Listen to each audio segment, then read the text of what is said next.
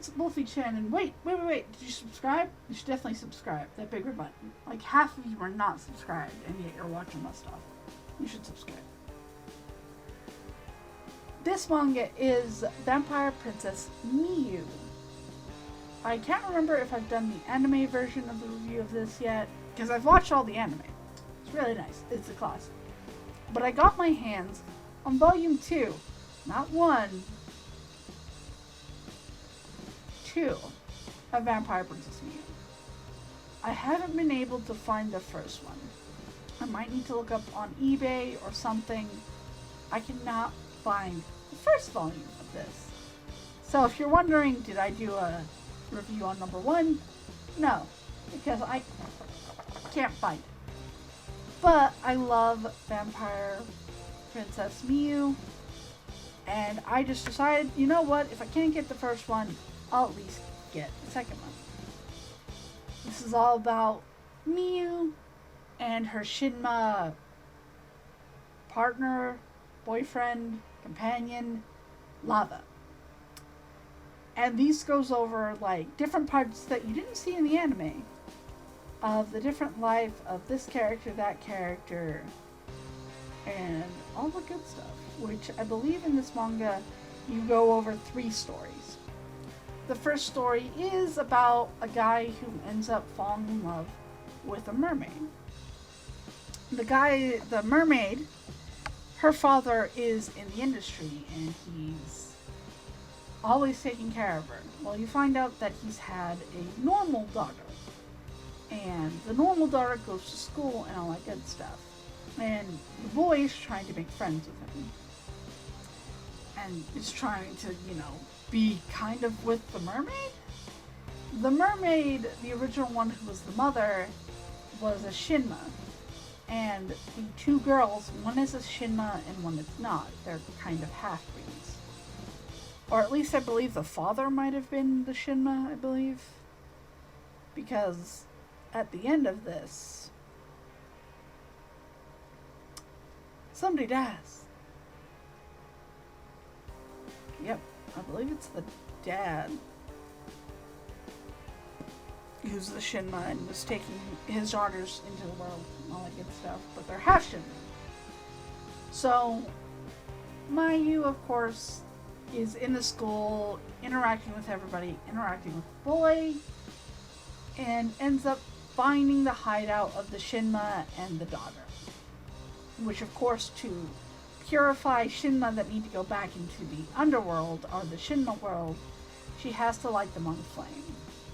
And in the end, the guy whose feelings for both the girl and the mermaid are unrequited, and the girl, the mermaid, and the father all disappear. And they never come back into this world, which means they're probably in the underworld. And we move on to the next story. It really doesn't get explained at the end that what fully happens. It's just Shinma go back into the darkness and they're punished to stay there. Wild Shinma are not supposed to happen outside of the world. But they are, so Miyu is the one that is taking them back. Next we have the Puppet Master. Dollies with dolls. Always. The doll creator and his son are not what they seem. So, new school, new Miyu, you going. Or maybe the same school. Maybe it's all in this one area that Shima have been attracting themselves. It's good. There, of course, is brought up a question of Miyu, like, hey, do you have a boyfriend? Do you have somebody? And, oh no, that's the next one. Never mind. Girls are obsessed with this doll people because their son goes to the same school as they do. They keep going over there, seeing the dolls, all the good stuff. Well, 2 of the girls end up going missing after going to the doll makers. Well, you find out that they're turned into dolls. Very beautiful, elegant dolls. And Miyu is kind of like, their friends and family are going to want to know where they are. And you just did that to them. Of course I did. What do I care? Kind of a thing. But you find out that the man was trapped in this world to create something to keep his son alive because his son also died. Well, his son and the mirror are both Shinra at this time, but the son doesn't know it. The son finally figures out, with Miyu's help, that he is a doll and not even real. His beauty was always going to stay the same way no matter what. And Miyu breaks the mirror and helps him and his father realize that this is not okay. And actually the doll boy is really thankful and happy that she did that. But of course the doll maker is gone, and so is his son. And so is everybody else, because she can't turn people back from being dolls. So people end up having missing children that they'll never see again. Really sad. Moving on to the third one. Is this supposed to be a happy series? Because this is not a happy series. Jeez. Third one is the whole date one. And this is about two Shinma that were half Shinma.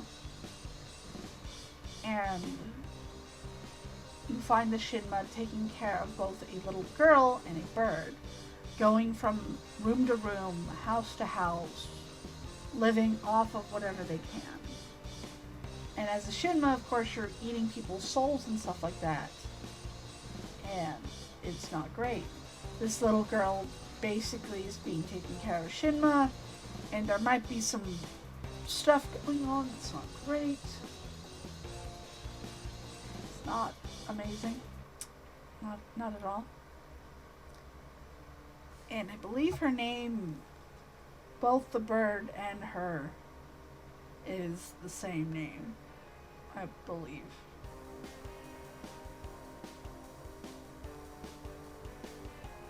Rui. Yeah, they're both named Rui, and it's really weird. And of course, her school classmates and the boy that's in love with Miyu is like, do you have a boyfriend? Yada, yada, yada. She kind of admits that Lava is her boyfriend, but I don't fully know nor understand if that is how it is. It seems like Lava is a caretaker and somebody who helps and follows Miyu out when it needs to be. And we find out that both Ruis are being taken care of by this Shinma, and they end up going into this world that is kind of the Shinma's creation. You need to go to the darkness. You can't be in this room with your sister who no longer exists, and you can't be here taking care of that little girl. You just can't. In the end, he requites, or says yes, and gets engulfed in flames. And the little kid gets taken care of by somebody else. And you get kind of this last page of like, that he maybe still exists in this world, but he doesn't. He's gone. He's not there anymore. And another Shinma bites the dust. This series is very much a story-by-story basis, with kind of a continuation of Miyu trying to get all the Shinma in the end. And it is really an amazing story. Like, I love Miyu. I would love to get all this series. I actually need to go back to that store that I got this from. Basically buy out all of this. And just keep reading these. And that's going to be in the future. That's future me's problem. Future me has a love. And we'll talk about the love. But it is a story-by-story basis. And I love it. If you know how to get the first volume of Vampire Princess Miyu Encounters, I would definitely love it. This is very much a very older series. Like, I don't think this company on the back here exists anymore in the print it is. Also, this was like almost $20 for this thing. I've seen omnibuses $22 and they're bigger than this.